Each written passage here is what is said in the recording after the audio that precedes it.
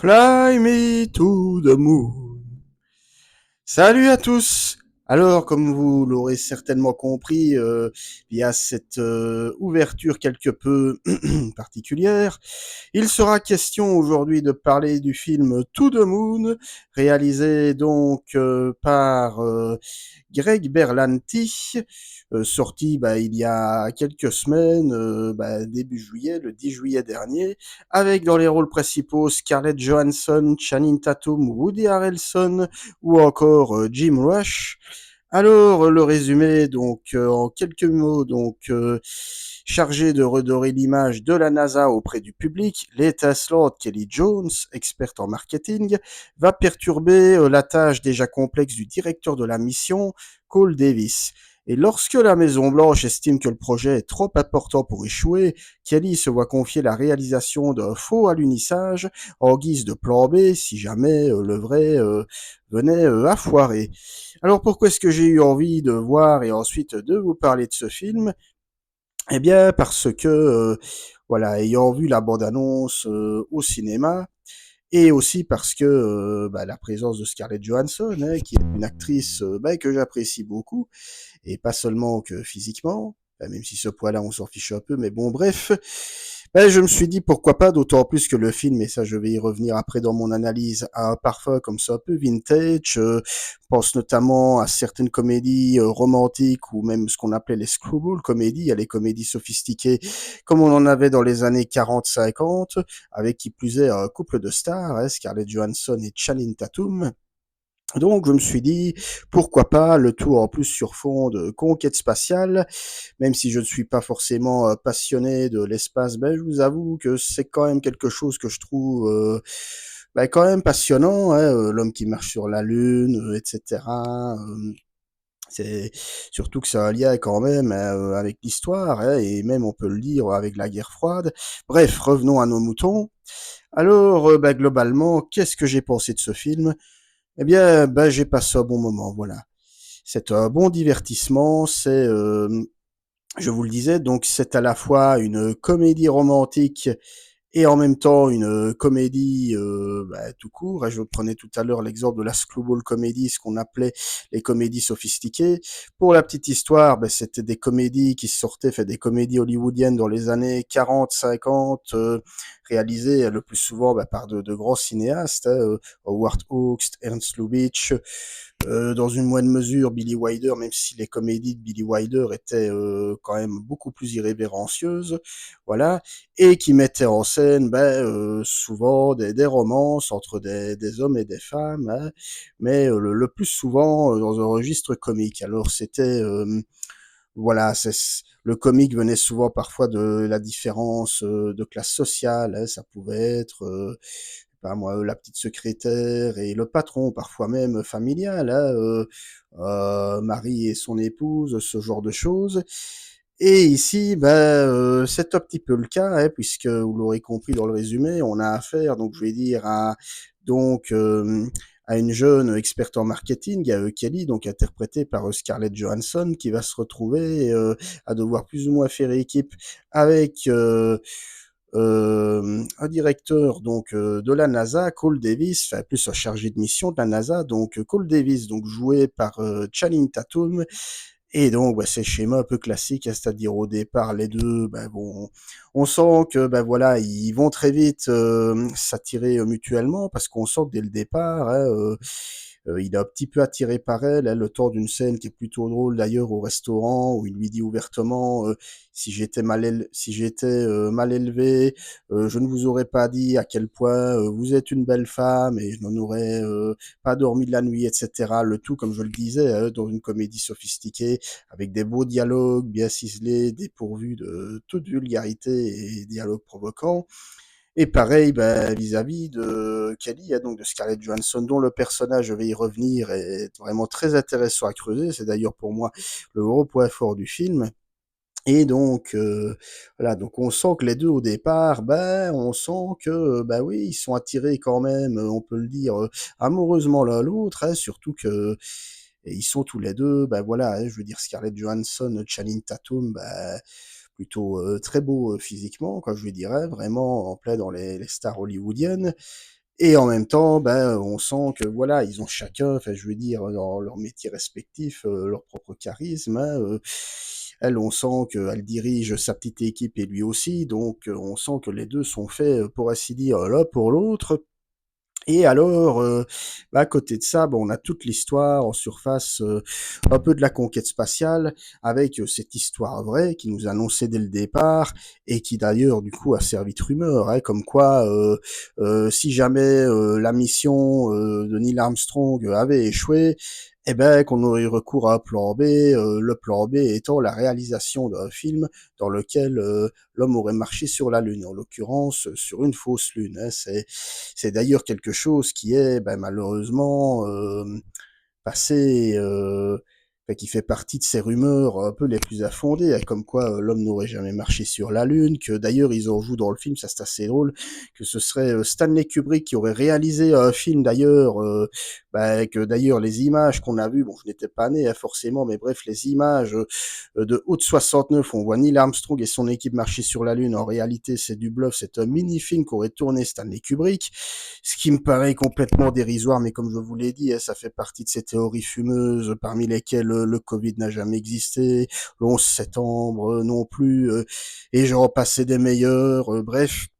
Et c'est d'ailleurs pas ça que c'est d'ailleurs pas ça que veut montrer le film. Hein, je veux dire, il s'agit, je le répète avant tout, d'une comédie romantique sophistiquée et même on peut le dire d'une étude de personnages et donc tout ceci, toute l'histoire du faux film dans l'espace ou quoi, tout ça c'est du contexte, voilà. Et alors on sent surtout, je le disais, donc il y a un côté vintage, une envie de la part du réalisateur Greg Berlanti de rendre hommage, je le disais, à ce genre de comédies qui ont fait les bonnes heures des gros studios américains, hein, parce que je le dis, les comédies sophistiquées, les comédies musicales et les films noirs, enfin, on peut même dire les westerns, même si les westerns c'était peu après, ben, ont été vraiment les genres les plus bankable, on peut dire, de l'âge d'or d'Hollywood. Et ici, il y a une envie, je le disais, de rendre hommage à tout ça de par son couple de stars, ça je l'ai dit. Il y a la bande son aussi très rétro, et alors les décors, les décors qui sont très vintage, mais qui en même temps sont très beaux. La photographie d'ailleurs à ce niveau-là est vraiment très belle. Hein. On joue beaucoup sur les couleurs flashy de l'époque. Hein.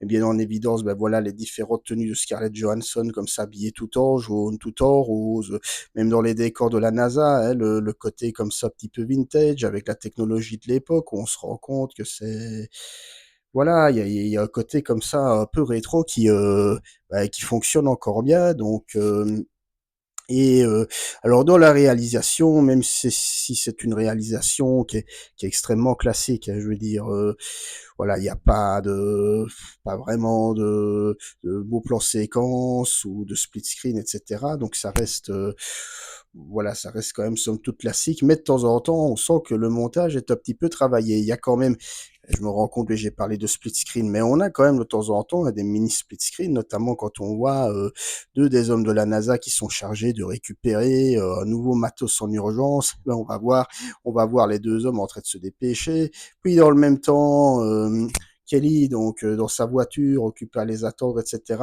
Et comme je vous dis, hein, ça participe vraiment à ce côté rétro. C'est déjà un type de mise en scène qu'on pouvait voir dans les OSS 117 de Michel Hazanavicius, où si vous vous rappelez, on voyait le personnage comme ça, ben, quand il sortait de l'aéroport, accompagné de très jolies filles comme ça, et alors dans le même temps, de l'autre côté, on voyait un espion traite qui le suivait, ce genre de choses. Donc vraiment, c'est vraiment, j'ai envie de dire presque un film hommage. Quoi. Ben, d'ailleurs, l'affiche hein, que vous avez peut-être pu voir ça devant les cinémas, et elle aussi très typée, hein, avec en plus bah, forcément, je vais dire en valeur, les visages en gros plan de Scarlett Johansson et de Channing Tatum, avec en arrière-fond le reste du film. Ça me fait penser vraiment bah, aux affiches typées de l'époque. Hein. On aurait pu très bien montrer les visages d'Ava Gardner, de Gary Cooper, de Humphrey Bogart, ou je ne sais quelle autre vedette de l'époque. Et alors vous me direz, bah oui, ok, l'hommage c'est bien beau, mais le reste, Bah, le reste, j'ai envie de dire, voilà, ce qui fait pour moi la grande force du film, et j'y arrive, bah, c'est le personnage de Scarlett Johansson. Donc son personnage de Kelly qui est présenté comme une experte en marketing. Alors je vais pas en dire plus parce que bon, il y aurait du spoil et vous savez bien, je ne spoil jamais, je laisse toujours le plaisir de la découverte. Mais c'est un personnage aux multiples facettes, dans tous les sens du terme. Tout tourne autour d'elle, on sait pas trop ce qu'elle veut, on sait pas trop d'où elle vient, même son rapport avec les hommes. Hein, je vous l'ai dit, elle est dans un rapport comme ça, séduction. Enfin, en même temps, il y a un mélange entre les deux, de rivalité-séduction. On sent que les deux, même s'ils ont envie, bon, je le dis de manière un peu tribale, on sent que même s'ils ont envie de se sauter dessus, bah, qu'ils peuvent pas tout à fait se faire confiance parce qu'elle, on se dit qu'elle est, voilà, elle est pas non plus tout à fait droite dans ses bottes. Lui de son côté, donc Cole, là, Channing Tatum, bah, un peu pareil, hein, c'est le gars qui est quand même traumatisé et qui ne veut pas sortir de son traumatisme et qui du coup a une attitude comme ça très stricte vis-à-vis de son personnel. Et comme je vous dis, le film va se jouer sur tout son rapport d'opposition, mais pour moi, il n'est jamais meilleur que vraiment quand il doit creuser le passé du personnage de Kelly. Et d'ailleurs, j'ai envie de dire, ça c'est peut-être un reproche qu'on pourra faire au film, que son personnage est beaucoup plus développé par rapport aux autres membres du casting. Ben, c'est tout simplement parce que Scarlett Johansson est également productrice du film, qu'elle s'est battue apparemment pour que le film se mette en place. Quand on sait que Scarlett Johansson milite aussi beaucoup en faveur du féminisme à Hollywood, hein, une manière de montrer que voilà qu'il ne faut pas considérer les actrices hollywoodiennes uniquement comme de superbes créatures qui sont là pour passer moi l'expression mais faire monter la sève chez les spectateurs masculins. Bref, je vais m'arrêter là en termes de métaphore, mais en gros on sent qu'elle y a amené quelque part sa patte. D'ailleurs, je parlais tout à l'heure de la réalisation, donc on a comme réalisateur Greg Berlanti qui a fait un film que je n'ai pas vu, qui paraît-il est pas mal, Love Simon, qui est un teen movie. Alors j'aime beaucoup les teen movies, hein, j'en ai d'ailleurs parlé de quelques-uns sur ma chaîne, mais celui-ci je ne l'ai pas vu, quoi. Paraît-il, il faudrait peut-être que je le fasse. Apparemment, tout ce que je sais, c'est que ça parle de l'homosexualité d'un adolescent qui est mis en parallèle avec celle du réalisateur Greg Berlanti, qui est également aussi homosexuel. Maintenant, tout ce que je peux dire, c'est par rapport à ce film, c'est qu'il n'y a pas, j'ai envie de dire, c'est du travail bien fait. Voilà, c'est du travail de bon faiseur, et je le dis toujours, faiseur n'est pas un terme péjoratif. Hein. Voilà, il y a des réalisateurs faiseurs qui peuvent faire du bon boulot. Je pense un peu à Joe Johnston, peut-être aussi à Martin Campbell. Bon, même si Martin Campbell a fait Green Lantern, mais bon, bref, donc des réalisateurs voilà, qui ont pas de patte personnelle, qui ont pas de vision d'auteur, et qui ne sont pas des auteurs tout court d'ailleurs, mais qui, voilà, quoi, des yes man qui sont là pour servir la soupe, hein, bien comme il faut, mais qui le font bien. Voilà, donc ils sont conscients de ce qu'ils font, hein, de ce pour quoi on les paye, mais ils le font bien. Mais sans, je le disais, hein, sans vision d'auteur, sans réflexion esthétique ou artistique sur le monde, sans patte personnelle. Et voilà, c'est. Alors on a également aussi, c'est quand même la troisième star du film, Woody Harrelson. Alors Woody Harrelson dans un rôle, lui aussi, je vais dire très particulier, même si finalement on le voit pas tant que ça. Je veux dire dans le film, on le voit vraiment. C'est un peu lui, je vais dire, qui fait naître un peu les rebondissements du scénario. Quoi. Je dirais, c'est lui qui engage euh, Kelly, donc Scarlett Johansson, et puis qui va revenir un peu plus tard dans le film. Et c'est... Voilà, mais de toute façon, j'ai envie de dire, c'est Woody Harrelson. Hein. Woody Harrelson fait du Woody Harrelson. Moi, j'ai pas de problème avec ça. Surtout qu'ici, voilà, il en fait pas des tonnes, il ne cabotine pas. Il est bien là où il est. C'est toujours un plaisir de le revoir. Et alors, j'ai pas encore aussi parlé de l'humour, mais voilà, c'est aussi un film où on rit quand même de temps en temps, même si ça joue beaucoup sur le comique de répétition, le comique volontaire de répétition. Il y a notamment tout un gag avec un chat noir, où on va vous dire que les chats noirs ça porte malheur, et que donc dès qu'un chat noir se pointe quelque part, il faut absolument le chasser parce que c'est un signe de mauvais présage, et chat noir qui va revenir comme ça 3-4 fois dans le film. Je vous en dis pas plus pour garder la surprise, mais voilà, ça fait le café, c'est efficace.